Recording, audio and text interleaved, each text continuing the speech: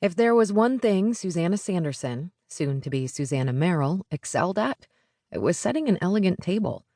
Along with sparkling crystal and gold on silver flatware, dainty tapered candles perched in sterling candlesticks. A floral centerpiece in buttery yellows and golds complemented the main attraction, her grandmother's Limoges china. Susannah often said that in a fire she'd grab the photo album from her debutante ball and as much of Grandma Sally's china as she could carry. Not every dinner party warranted the use of the china with pale flowers and strip of 14-karat gold around the edge, but entertaining her fiancé and his parents certainly qualified as a china-worthy event. Susannah glanced at Henry, and he smiled with approval as he took a bite of the succulent leg of lamb she had prepared with just a touch of mint. "This is absolutely delicious, honey," Henrietta Merrill said to her future daughter-in-law. "You're a lucky man, son," Martin Merrill added. "There's nothing quite like being married to a beautiful woman who can cook." Henry reached for Susannah's hand, his love for her apparent in his worshipping gaze. "I know, Dad."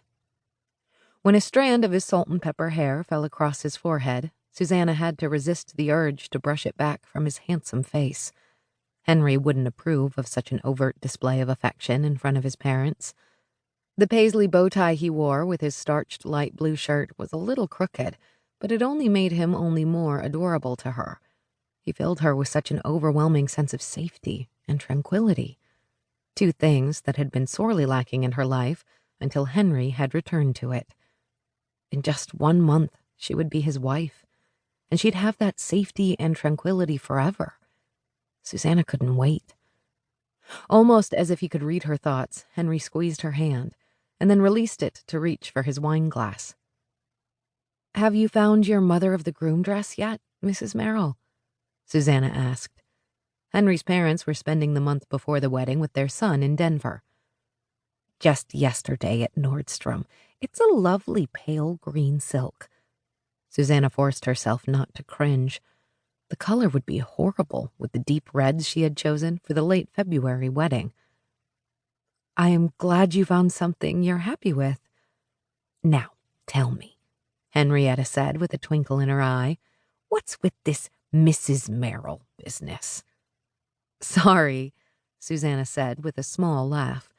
"Old habits die hard. I've been calling you Mrs. Merrill since Henry and I dated in high school.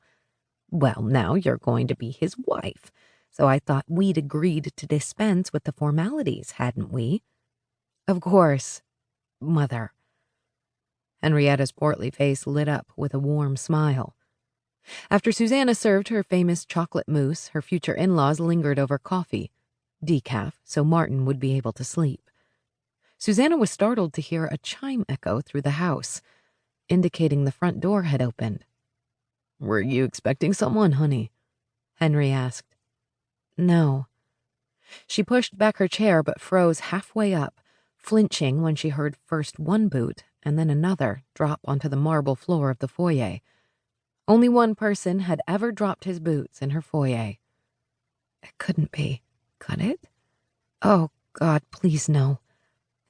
"Excuse me," Susannah stammered to her guests as she rushed from the dining room through the kitchen and into the foyer, stopping short at the sight of her ex-husband, Ryan. "What are you doing here?" she asked in an exaggerated whisper. He was bent in half, putting something into the shabby duffel bag that sat at his feet. When he slowly stood up to his full 6'4", his signature Stetson shaded half his face. One deep dimple appeared when he smiled at her.